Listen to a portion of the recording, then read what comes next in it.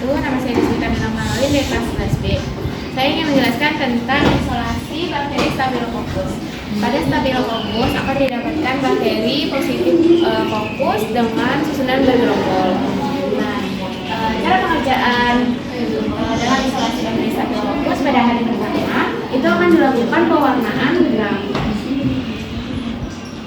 Pada pewarnaan gram, kita akan mencari pada pewarnaan gram akan kita cari adalah bakteri Coccus bergerombol positif. Nah, kalau misalnya didapatkan bakteri Coccus positif berderet itu adalah Streptococcus. Sedangkan kita kan akan mempelajari Staphylococcus, jadi kita akan mendapatkan bakteri Coccus positif bergerombol. Setelah mendapatkan bakteri Coccus positif bergerombol, akan dilakukan penanaman bakteri pada media BA atau NA. Setelah ditanam pada media BA atau NA dengan menggunakan metode 3 ruang atau 4 ruang, akan diinkubasi pada inkubator dengan suhu 37 derajat selama 24 jam. Pada hari kedua, kita akan membaca pada hasil penanaman bakteri pada media BA atau NA. Setelah dibaca, kita akan mengetahui kita akan membaca warna, ukuran, permukaan, lendir, hemolisa, terus bentuk, sama pinggir. Setelah dicari itu semua, kita akan melanjutkan untuk pewarnaan gram lagi yang di hari kedua. Dari koloni tersebut pada pewarnaan gram lagi seperti yang dijelaskan pada hari pertama ini, cuma kita memakai suspensinya itu dari koloni.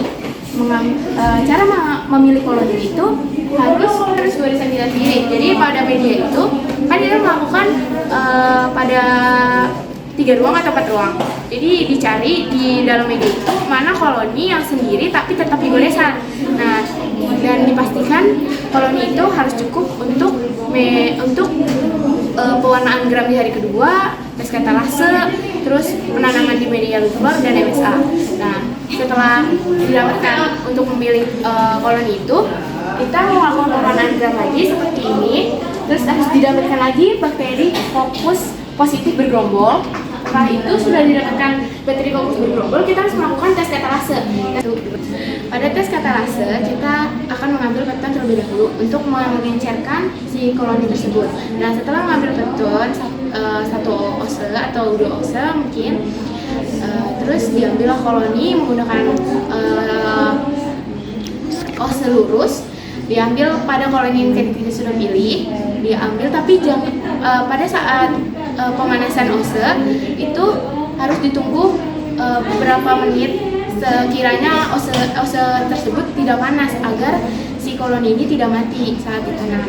Nah, setelah diambil, diencerkan di pepton tersebut, diratakan, lalu ditetesi H2O2 3%, lalu dilihat gelembungnya. Pada tes katalase, untuk mencari bakteri Staphylococcus itu harus didapatkan hasil positif pada tes katalase.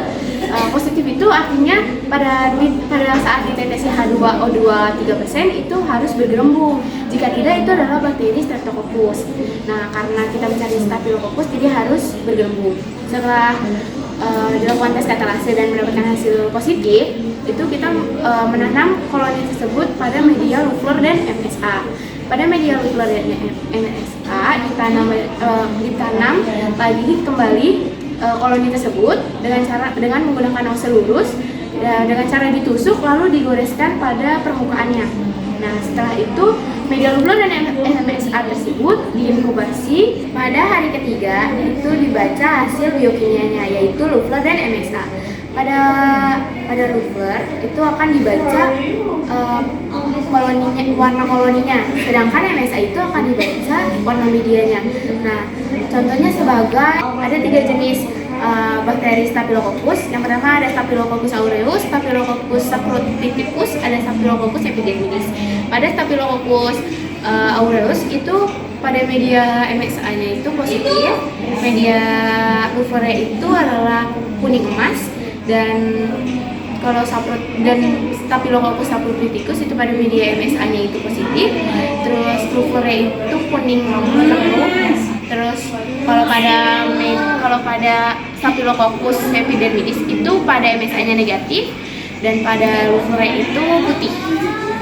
Nah, contoh misal dalam membuat kesimpulan itu seperti misal kita mendapatkan Staphylococcus epidermidis. Cara menyimpulkan itu misalnya pada media nomor bla bla bla itu didapatkan hasil Staphylococcus epidermidis. Nah, cara penulisan untuk spesiesnya itu Staphylococcus epidermidis, Staphylo S di paling depan, huruf paling pertama Staphylo itu huruf besar.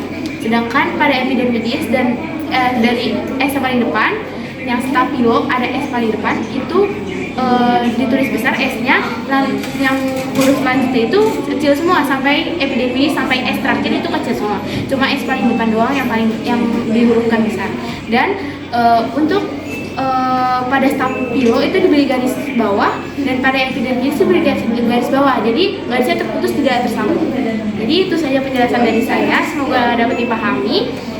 Terima kasih. Wassalamualaikum warahmatullahi wabarakatuh.